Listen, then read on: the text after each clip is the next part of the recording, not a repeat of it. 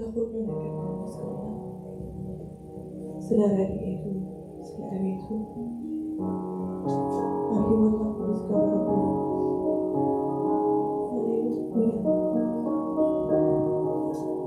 ቅድሚያ ተኸረ ዝዋጋና ውግና ዝዋጋና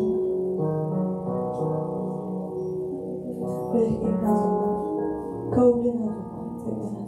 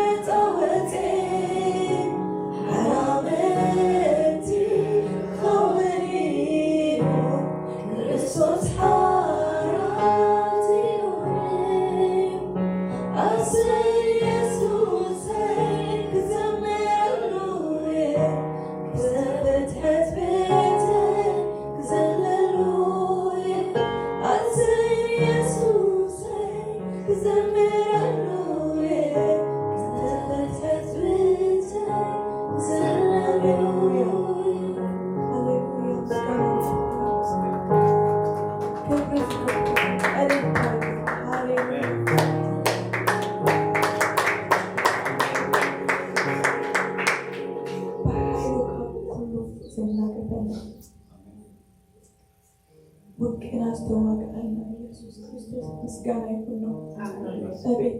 እማ ለእክ ነበር ሁሉ ከአሊ ስለዝኾነ ዓብ ስለዝኾነ ክንዝምረሉ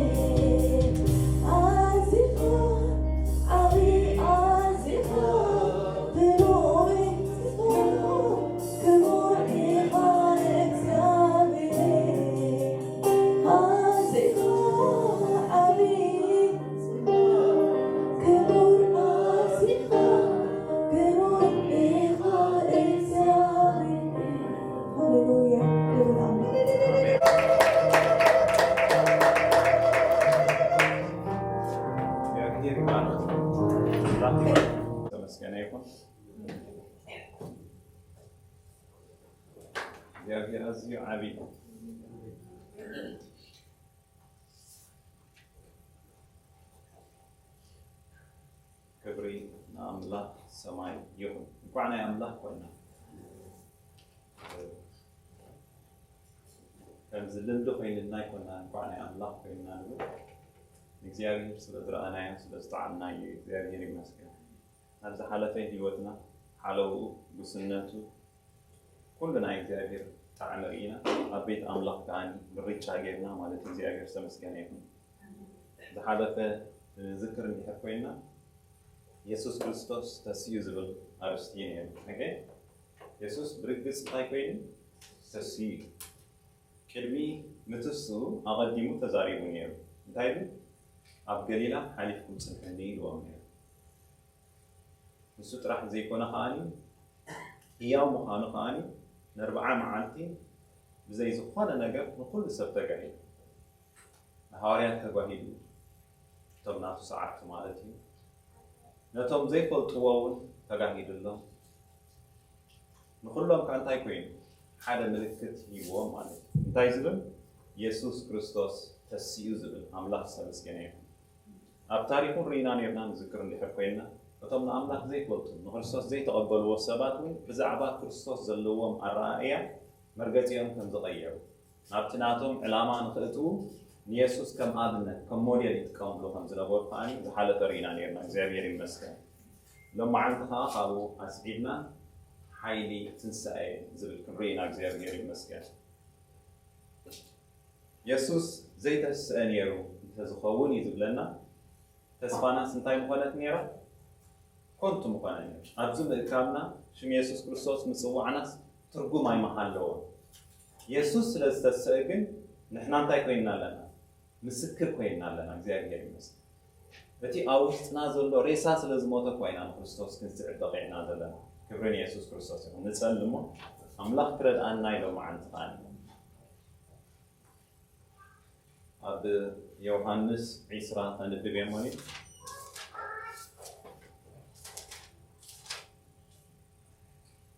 ዮሐንስ 20 19 ዘሎ ሓሳብ በታ ቀዳመይቲ ሰሙን ይብለና ምድሪ ምስ መሰየ እቶም ደቂ መዛሙርቲ ነቶም ኣይሁድ ስለዝፈርህዎም ማዕጾ ተሸጊሩ ነበረ እሞ ኢየሱስ ኣብታ ተኣከቡና ዘለዉ መጺኡ ኣብ ማእከሎም ደው ኢሉ ሰላም ንዓኻትኩም ይኹን በሎም ይብለና እግዚአብሔር ይመስገን ማዕጾ ተዓጽዩ ነበረ ምሸት ነይሩ ንኣይሁድ ፈሪሆም ከኣኒ ኩሉ ነገር ዝተዓጽወ ኣብ ፍርሃት እዮም ነይሮም ኣብቲ ፍርሃቶም ግን ጎይታ ሰላም ንዓኻትኩም ይኹን በሎም ይብለና እግዚአብሔር ይመስገን ጎይታ ብርግስ ተስኢካ ኢኻ እሞ ሕጂ እውን ሰላም ኣብ ማእከልና ትገብር ንጽልለና ወኣብታ ዝተሸበረት ነፍሲ ኣብታ ዘይሃደአት ነፍሲ ንስኻ ሰላም ኮይንካ ክትግለጽ በዛ ግዜ እዚኣ ንጽዋዓካ ኣለና ብሓቂ ንዓኻ ምስ ዓብና ስኒ እግዚአብሔር ኣምላኽ ካብ ፍርሃት ካብ ኩሉ ጾር ካብ ኩሉ ማእሰርቲ ወፂና بحكي بنايتن سأي حيلي كنقوا عسك تردانا نسللنا أم نابرانا تسق زيادة الله أب حسابنا تسق أب تستقبر عزاز انتون زيادة سخا تسق قويتا نايتن سأي حيلي أم مأكلنا أم ملا لسو زيادة قويتا سعالي بحكي نعخاف نفلتكا نردأكا كمتي زتسأكا نحناون بحدشي وقتن تسق ردانا كبرخلنا عخايفون ጉባኤ ንዓኻ ሕሊፈ በካለኹ ስለተቀደስ ስምካ ኢየሱስ ክርስቶስ አሜን እግዚአብሔር ተመስገነ ይሁን ጽሑፍ እንታይ ይብለና ነቶም ኣይሁድ ስለዝፈርህዎ ማዕጾም ዓጽዮም ብሓባር ኮይኖም ይጽበዩ ነይሮም ማለት እዩ ኣብቲ ዝተዓጽወ ቤት ግን ምልክት ኣሰር ከይረኣየ ኣብ ማእከሎም ደው ኢሉ ሰላም ንዓኻትኩም ይኹን በሎም ኢየሱስ ኣብ ዘለዎ ኣሰር ኣሎ ማለት ምልክት ኣሎ ማለት ታቤት ተዓጽያ ነይራ መእተውን ኣይነበረን ወይ እውን ብጎነት ዝኣተውን ኣይነበረን እቲ ህያው ኣምላኽ ናይ ትንሣኤ ኣካል ስለዝለበሰ ኢየሱስ ክርስቶስ ግን ኣብ ማእከሎም ደው ኢሉ ሰላም ንዓኻትኩም ይኹን በሎም ይብለና እግዚአብሔር ይመስገን ኢየሱስ ከም ዝተስአ እቲ ምዕራፍ 20 በሙሉ ይገልጸልና እቶም ደቂ መዛሙርቱ ናብቲ መቃብር ምስ ከዱ ስኒ እቲ መጋንስ ከምቲ ክግነስ ከሎ ዝነበሮ ከምኡ ኮይኑ ተቐሚጡ ይጸንሐ እንታይ ይብለና ኣብ ቁጥሪ 7 ኣብ ርእሱ ዝነበረ ማዕረሚያ ከዓ ንበይኑ ተጠቕሊሉ ነበረ እምበር ምስቲ መጋንስ ኣይነበረ እጂ ሰብ ክግነስ ከሎ እንድሕር ሰውዒልና ያስወ ከምታ ዝተኣስረ ከዓ ከማይ ዝጸንሕ ኢየሱስ ክትስእ ከሎ ግን ሰብ ፈቲሑ ከምዘየተስኦ ምልክት ማለት እዩ እቲ ናይ ርእሱ በይን በዚ እቲ ሓደ ከዓ በይን በዚ ይጸንሕ ነዚ ጽሑፍ ዝፈትሓልና መን ኣሎ መሲልኩም ሮሜ 1:4 ነንብብ እንታይ ትብል ወዲ ኣምላኽ ምዃኑ ይብለና ብሓይሊ መንፈስ እንታይ ገበረ ተጋህደ ይብለና ስለዚ ኢየሱስ ክትስእ ከሎስ ልክዕ ከምዚ ምንቅጥቃጥ ምድሪ ብሓንሳእ ንኹሉስ እንታይ ኮይኑ ከምዘይነበረ ኮይኑ ማለት እግዚአብሔር ይመስገን ምንቅጥቃጥ ምድሪ ኮነ ይብለና ንሱ ክትስእ ከሎስኒ ንኹሉስ ነገር እንታይ ገይርዎ አንቀጥቂጥዎ ፈቲሕዎ ማለት እግዚአብሔር ይመስገን ስለዚ እዚ ዝተስአ ኢየሱስ ከዓኒ ኣብ ማእከልቶም ዝፈርሁ ኣብ ማእከልቶም ዝረዓዱ ኣብ ማእከልቶም ተስፋ የለን ዝበሉ ሰባት ኣብ ማእከሎም ኮይኑ ሰላም ንዓኻትኩም ይኹን በሎም ይብለና እግዚአብሔር ይመስገን تمايكوت سلمتهم فريهم بتساق ناي قويتا ستتراكيرهم بس تراح يقول كايكون انت زي تسأس انت خنكونينا بحق يسوس اللي زي تسأس يخوين سني اتتمالن السعبوز نبرنا أبودناتات وسينا مسؤول نمالا لسوز نبرناس حجز كما يغيرنا ابت حبرتسب اتيناسي اتنبور هيوتنا كنقبر نخل بزح ነገራት ክንሪያ ንኽእል ኢና እቶም ደቂ መዛሙርቱ ኣእምሮኦም ርጉእ ኣይነበረ ነቲ ንሱ ዝበሎ ኣቐዲሙ ዝነገሮም ክሓስብዎ ክዝክርዎ እውን ኣይከኣሉን ማለት እዩ ስለዚ ኣብ ፍርሓት ተኣስዮም ፍርሒ ከቢድ እዩ ብዙሓት ሰባት ጥዑይ ፍርሒ ኣሎ ጥዕና ዘለዎ ፍርሒ ማለት እዩ ጥዕና ዘይብሉ ፍርሒ ኸኣሉ ጥዕና ዘለዎ ፍርሒ ኢልና ንፅውዖ ናይ መጀመርያ ንኣምላኽ ንፈርሃ ፍርሃት እዚኣ ጥበብ እያ ወይ እታ ጥዕና ዘለዋ ፍርሒ ኢልና ንፅውዓ ኸኣ ካብ ሓደ ናትካ ኮንፈርት ዞን ወፂእካ ናብ ሓደ ነገር ክትቅፅል ከለኻ ወይ ክትስጉም ከለኻ እቲ ዝለመድካዮ ከባቢኻ ቁርብ እልይ ስለ ዝብለካ ትፈርሕ ኢኻ እዚ ግን ጥዑይ ፍርሒ እዩ ምክንያቱ ንክትስጉም ኢልካ ኢኻ ትወፅእ ዘለካ ዘይጥዑይ ፍርሒ ግን ኣሎ ልክዕ ከምዚ ናይ ሃዋርያት ማለት እዩ ምክንያቱ እቲ ጎይታ ዝበሎም ቃል ኩሉ ክዝክርዎ ከስተውዕልዎ ኣብ ኣእምሮኦም ከዋህልልዎ ይከኣል ምክንያቱ እታ ፅሕፈት እንታይ ትብለና ነቶም ኣይሁድ ፈሪሆም ማዕፆም ከዓ እንታይ ገበርዎ ሸገርዎ እዩ መብዛሕትኡ ግዜ ከምኡ ኢና ንገብር ኣብ ገዛና ሓቂና ብፍላይ ኣብ ዓዲ ትተዓፃፅዋ ኣፈላለየ ብፍላይ ኣብ ሃገረሰብ ኣሎ ዝኣቱ በቃ እቲ ማዕፆ ፍፁም ነቕኒቕካ ኸማን ኣይክፈት እዩ ከምዚ ናይ ከተማ ኣይኮነን እቲ ማዕፆ ናይ ዓዲ ማለት እዩ ግን እቶም ደቂ መዛሙርቱ ግን ራእይዎ እቲ ኩነታት እውን ገልፀልና ኣሎ ምሸት ነበረ ፀልማት ነበረ መብዛሕትኡ ግዜ ፍርሒ መዓስ ኢኻ ትፈርሕ እንድሕር ኩሉ ግዜ ፀልማት ኢኻ ትፈርሕ እዚ ፀልማት ክልተ ነገር ክንገልፆ ናይ ግዜ ፀልማት ኣሎ ናይ ኣእምሮ ፀልማት እውን ኣሎ ማለት እዩ ሕጂታ ክገብርዋ ዝኽእሉ ግን እታ ማዕፆ ምሽጋር ጥራሕ ምክንያቱ ሰብ እንተኣትወ ብማዕፆ እዩ ዝኣቱ እሞ እዚኣ እንድሕር ዓፂናያስ ውሕስቲ ትኾነና እያ ኢሎም ሓሲቦም እቲ ማዕፆ ዘይዓፅዎ ጎይታ ግን ኣብ ማእከሎም ደው በለ እግዚኣብሔር ይመስገን ነቲ ማዕፆ ሓሊፉ በቲ መንደቕ ኣሰር ነቓዕ እውን ከይገበረ ኣብ ማእከሎም ደው ኢሉ ሰላም ንዓኻትኩም እግዚኣብሔር ዝተመስገነ እዩ እምበር ሎሙዓንቲ እቲ ናይ ትንሳኤ ሓይሊ ነቲ ንፈርሖ ነገር ከባርሮ ይኽእል ብዙሕ ዘፍርሓና ኣሎ ብዙሕ ዘስግኣና ኣሎ ብዙሕ እውን ከምዝን ከምትን ኢልና ንሕና ካልኩሌት ገይሩና ክሳይ ዝገበርናዮ ኣሎ መደንደንታ ዝበፃሕናሉ ማለት እዩ እቲ ዝተስአ ጎይታ ግን ሎሚ እንታይ ይብል ኣሎ ኣይትፍራሕ ይብል ኣሎ ስለዚ ብዙሓት ናይ ኣምላኽ ሰባት ኣብ ጉዕዞ ሂወቶም ወላ እኳ ብእምነት ኣዝዮም ሓያላት ኣዝዮም ተረርቲ ንብዙሓት ዘፀገቡ ብዙሓት ምልክት ኣሰር ዝሓደጉ ሰባት ከይተረፉ ኣስፈርቡ ሰባት ኣሎ ገለ ሰባት ሰሚዐ ኣሎ ንሕና ይንፈርህን ኢና ንሕና ከምዚ ዓራይ እንድሕር ኮይንኩም ሕራይ ጥራሕ ፍርሒ ግን ወላ እቲ ብርቱዕ ብእምነት ፅኑዕ ዝኾነ ሰብ ክፈርሕ ይኽእል ትሽግር ኣብቲ ፍርሓትካ ምንባር እዩ ዘሎ እቲ ዝኸፍአ ነገር ጳውሎስ ሓደ ካብቶም ኣብ ሂወቱ ብብዙሕ ገንጠምጠም ዝሓለፈ እዩ ምስክርነቱ እንድሕር ርኢናዮስ ዘይምቹ እዩ ስለምንታይ ዘይምቹ እንድሕር ኢልኩም ከዓኒ ምእንቲ ጎይታ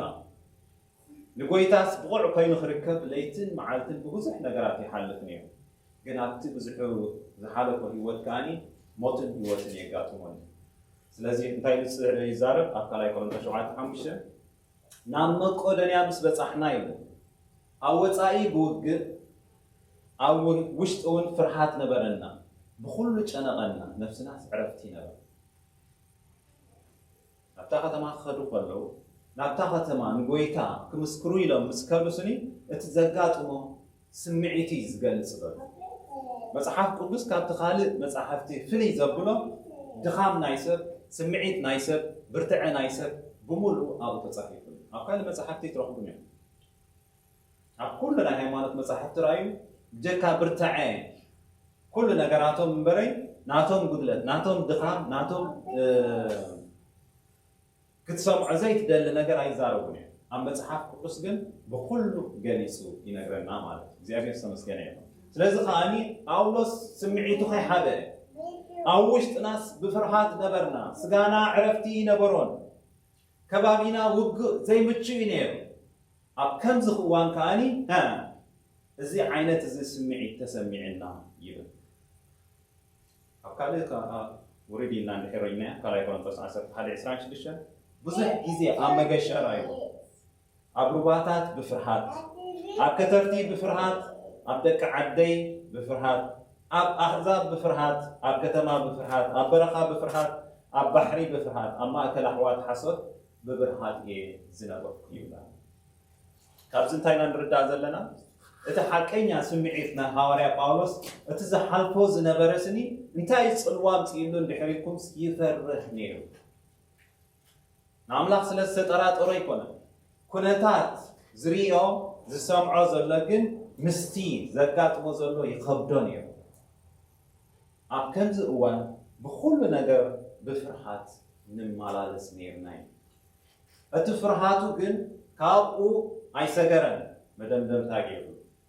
እንታይ ዝብል መደምደምታ በቲ ንኩሉ ሰብ ናዳግና ንኣመንቲ ዘድሕን ያው ኣምላኽ ተስፋ ስለ ዝገበርና ኢና እንዓይን እንፅዕርን ዘለና እዩ ሽዑ እኳ እንተፈርሐ ፍርሓቱ ግን ኣይኣሰሮን ፍርሓቱ ግን ኣይሓዞን ኣብቲ ህያው ኣምላኽ ተስፋ ስለ ዝገበርና ኣብቲ ሞይቱ ህያው ዝኾነ ጎይታ ስለ ዝኣመናዮ ንዕኡ ሒዝና ወላ ካብ ፍርሓት እንተተሰማዓና በቲ ንሱ ዝህበና ሓይሊ ግን ንኩሉ ንሰብሮ ኢና እዩ ነይሩ እግዚኣብሔር ዝተመስገነ እዩ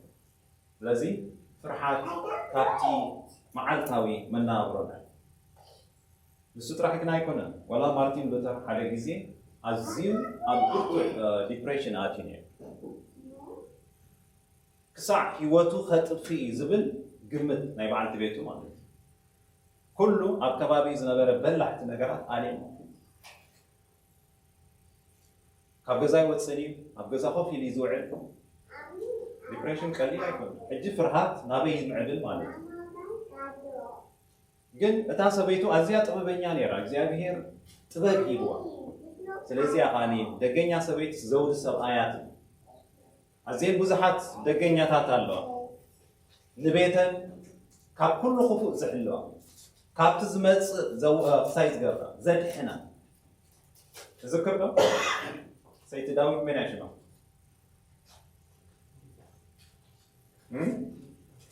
ኣቢጋይል ከመይ ጌርክን ረሲዕክና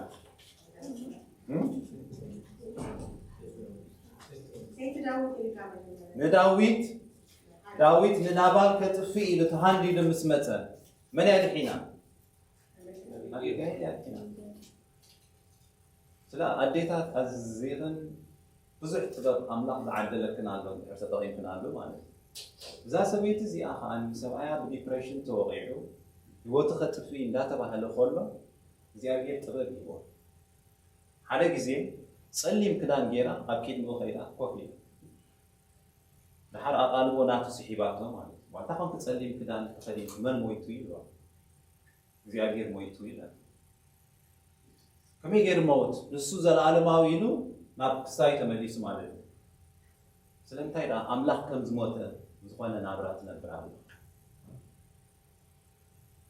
መሊሳቶ ማለት እግዚኣብሔር ዝተመስገነ ብስምዒተይ እግዚኣብሔር ከፊለ ልዕልቲ ኩነታተይ ስን ኣምላኽ ስኒ ኣንኢሰ እዩ ኢሉ ካብቲ ዝነበሮ ነገር ወፂኡ ማለት እዩ እግዚኣብሔር ዝተመስገነ እዩ ስለዚ እንታይ ኢና ንብል ዘለና ብሓቂ ፍርሒ እንዳማዕበለ እንድሕር ኮይዱ ክገዝኣካ እንድሕር ጀሚሩ ኣዝዩ ክፉእ ነገር ብፍርሒ ዝተዋሕጠ ኣእምሮ ኩሉ ግዜ ክሃድም እዩ ዝነብር ስለዚ ረሲኣን ስኒ ዝሰጎም ዘይብሎም ስንታይ ገብሩ ይብለና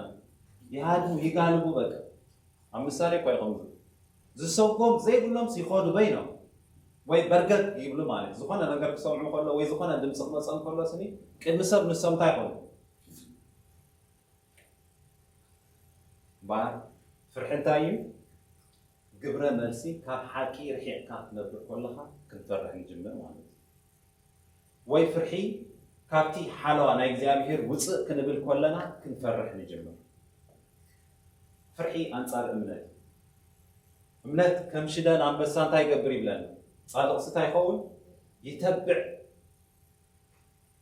سلامتاي يتبع قال سلازلو أمنات زبان قال ياو كوين آمين و مسحازو كم خوين إلى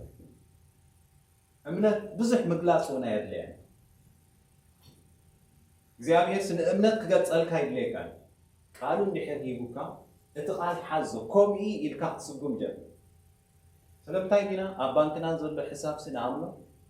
ገለ ነገር ክንገብር ከለናስ እቲ ቁፅሪ ሒዝና ኢና እኳ ነመሓድሮ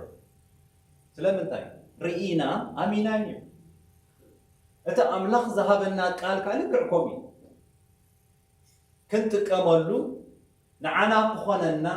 ብኡ ክንምራሕ ህይወትና ክገዝኦ እቲ ቃል እግዚአብሔር አምላክ ዘይ ወዳ ባንክ ይብና ማለት ናይ መሬት ባንክና ወዳይ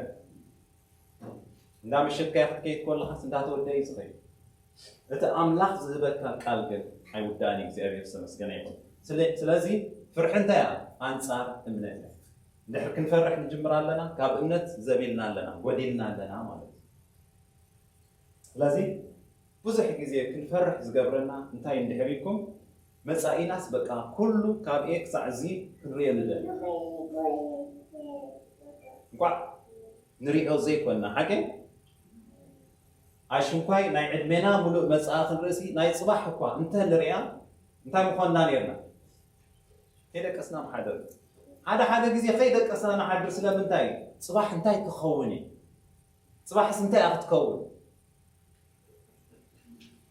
ግን እግዚአብሔር ታይ ይብለና ብዛዕባ ጽባሕ ስንታይ ይግበር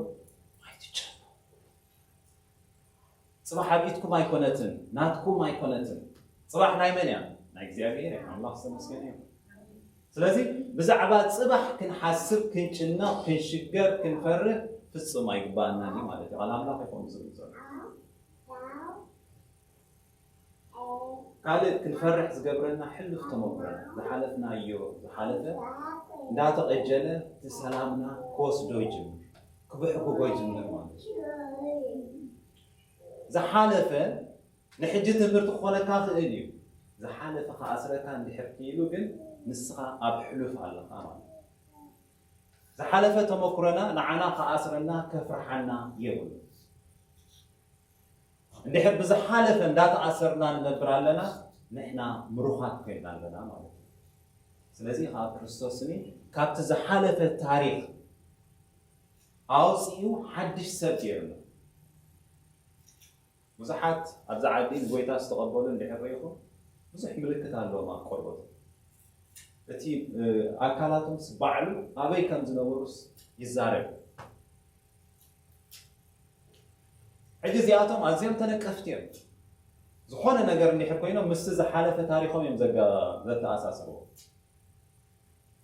ግን እግዚአብሔር ካብ ከምዚ ኩነታት ኣውፅኡ እንታይ ገይሩና ሓድሽ ሰብ ሂቡና ማለት እግዚአብሔር ተመስገነ ይሁን ስለዚህ ብሕሉፍ ተመክሮና ክንፈርሕ የብልና ሕሉፍ ሓሊፍ እዩ ኮይኑ ሕጂ ነቲ ዘሎ ነገር ክቕበል ወይ ከዓ በቲ ዘሎ ነገር ክነብር ክኽእል ኣለኒ እግዚአብሔር ተመስገነ ይሁን ስለዚህ እታ ክንፈርሓ ዝግባአና ሓንቲ እያ ንሳኻ እንታይ እያ ንእግዚአብሔር ምፍራሕ ጥበብ እያ ንእግዚአብሔር ምፍራሕ ካብ ክፉእ ምርሓቅ ማለት ካብቲ ዘይጠቕመና ዝጎድኣና ነገር ካብኡ ምርሓቅ ማለት እዛ ፍርሒ እዚኣ ክትህልወና እግዚአብሔር ካባና ይደሊ ማለት እግዚአብሔር ተመስገነ ይሁን ስለዚ ፍርሒ እንታይ እንድሕር ኢልኩም መንፈስ ሃንደበት ይገዝኣካ ሃንደበት ይዕብልለካ ሃንደበት ይቋፃፀረካ ሽዑ ትገብሮ ነገር ይጠፍኣካ ማለት ኣብ ፍርሒ ዘሎ ሰብ ክውስን ኣይክእልን ውሳኔ በከማን ንጽባሒቱ የጣርሱ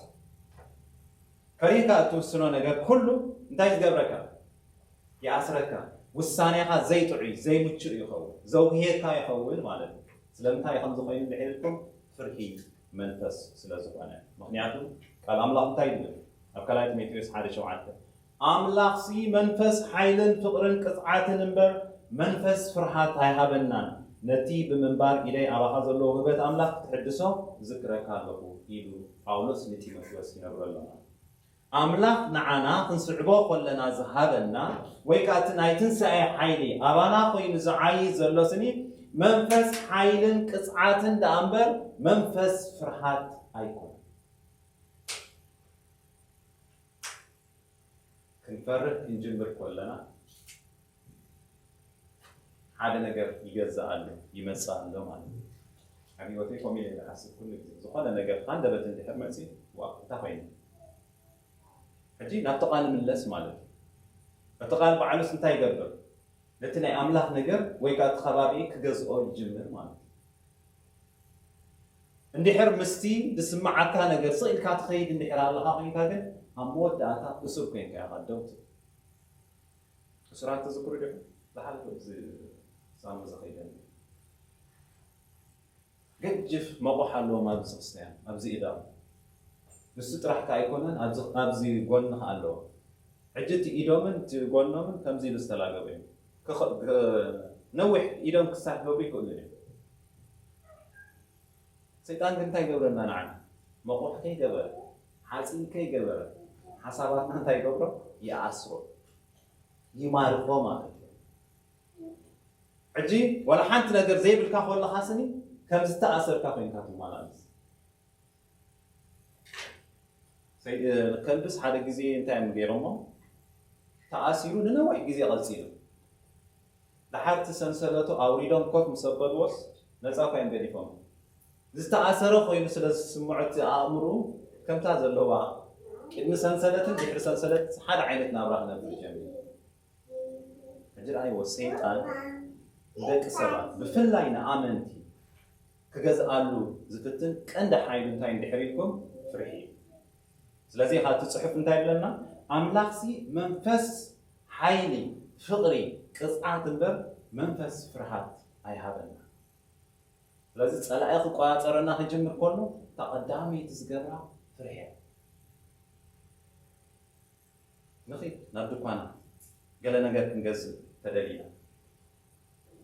تدوكان تاي زحتنا إيش الجبر روبلها ولا نزيد تأكل تجز كل حس إنشورانس جبر الله نزيان نحنا خامستز بولنا كنا حسب نجمر واو بفلاي اللي حرق سايكوين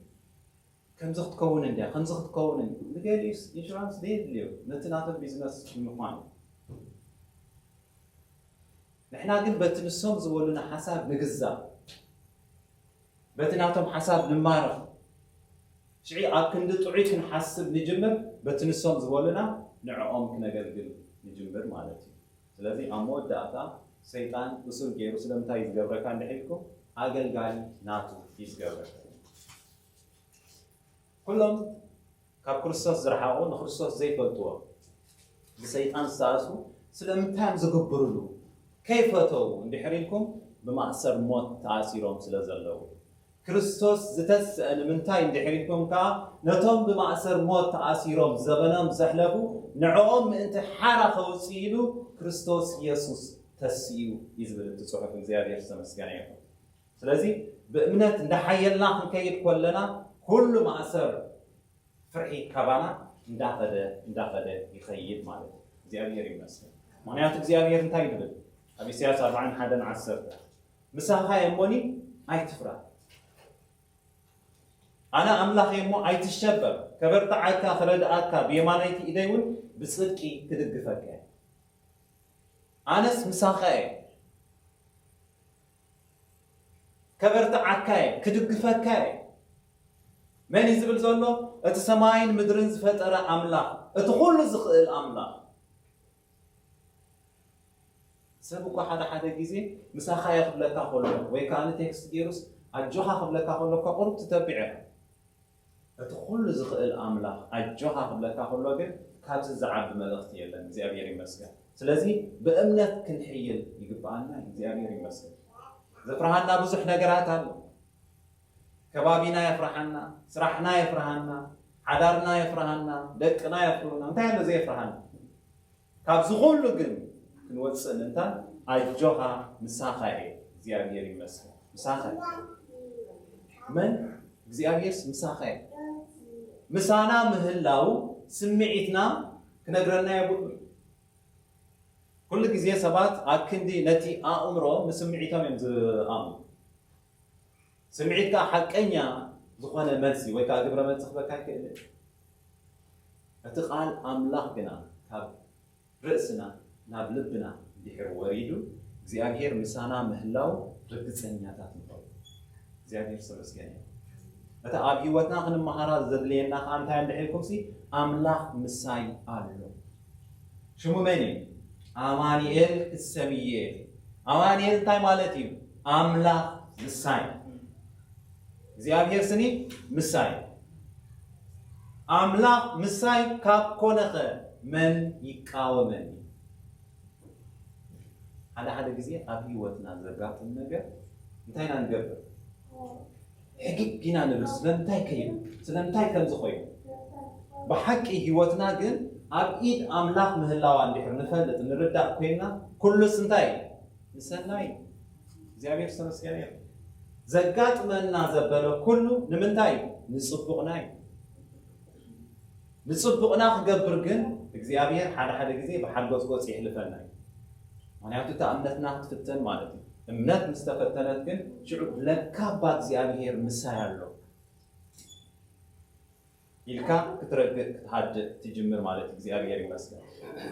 كاليت نتبي نسو على زغبانا بفقري فصمات نو حلنا نا انداخسسنا مس حلنا ناس انتاي نقبر اي ماغو فصم تفقر سنتاي تقبر نفرحان تباررا اتا فصم تفقر غابيا تركب ابقى الله لا تركب هذاك سبات يتركب بناي تمكرو ناي تعدقن اتا فصم تفقري نكزيابير باه تبل مساخا زلو حواتون بس مصامتخا باه تبلكا فقركن تاني املاح فقريا زي قدمه خنتاو فقر مال فقري واقع داغاين اكانا يزيابير املاح فقري واقع داغاين جنا حطان كلنا يزبلنا جنا نعوز زي نبقع كلنا نسوس انتاي قبرنا هياوان قبرنا ويكا أفكرنا يقول زيابير سمسكني ስለዚህ አፍቅሪ ፍጽማት ነው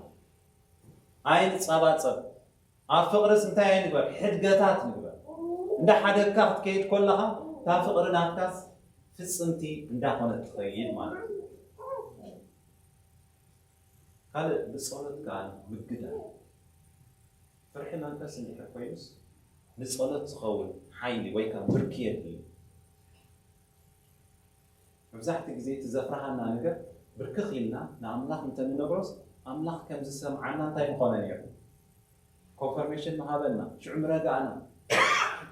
سلازي نسألت تقول هيوت مهلاو نتايد لنا تصحك دليتكم زبرس بسألات لبمانون أب أملاق داي فلت نبر بقالك وان تاي تكونوا بقالك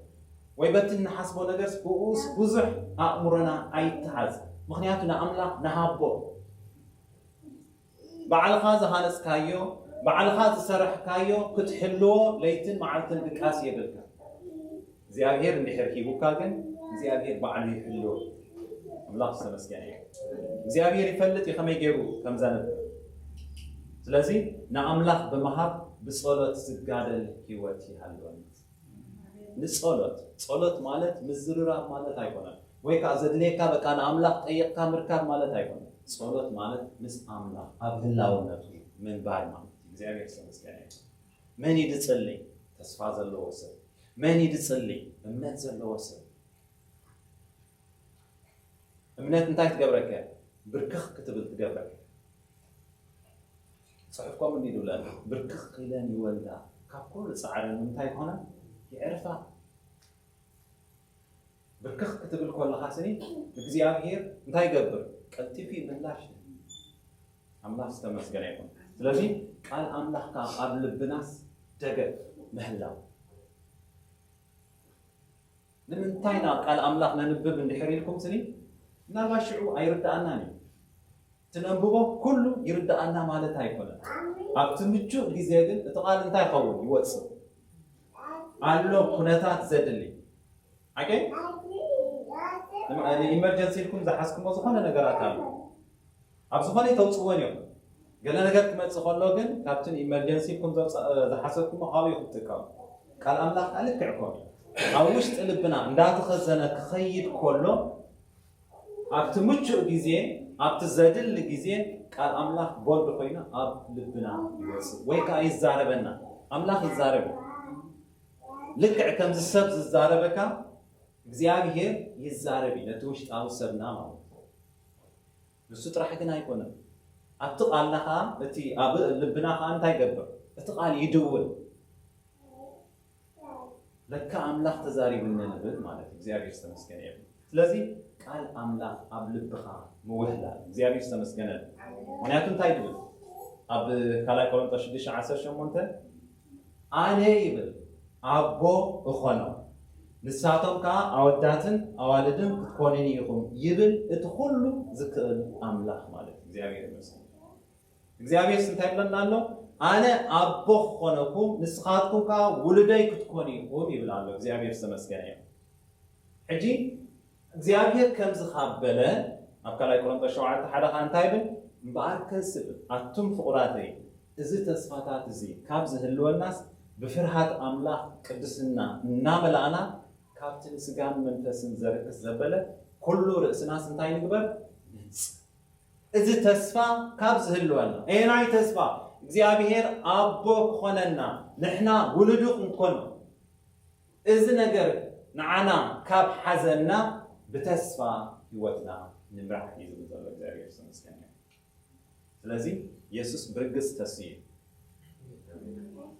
ስለዚህ ተሰ ናይ ህያዋን ናብራኒና ንነብር ዘለና ብዙሓት ሰባት እዚ ፍርሕዚ ኣሲርዎም ናብ መድሃኒት ይኸድሎ ብፍላይ ኣብ ዛዓቲ ዝበዝሐ መድሃኒት ሰብ ዝወስዶ ንዲፕሬሽን ንፍርሒ ንገለ እሞ ኸዓኒ ንሱም ዝወሰድካዮ ኸዓኒ ዝኸፍአ እቲ ናቱ ሳይድ ኢፌክት ማለት እዩ ኣብ ሂወትካ ዝመፅእ ግን አምላክ እንታይ ብላሎ ቅድሚ መድሃኒት ሳይድ ኢፌክት ዘይብሉ ቃል አሎ አነ ምሳኻያሞስ እንታይ ትግበር ኣይትፍራ ካብ ዝገርመኩም ክንደይ ሻዕ ኣይትፍራሕ ዝብል ጽሑፍ ኣሎ ይብሉ ንመዓልትሲ ሓንቲ ታብሌት ማለት ኮይ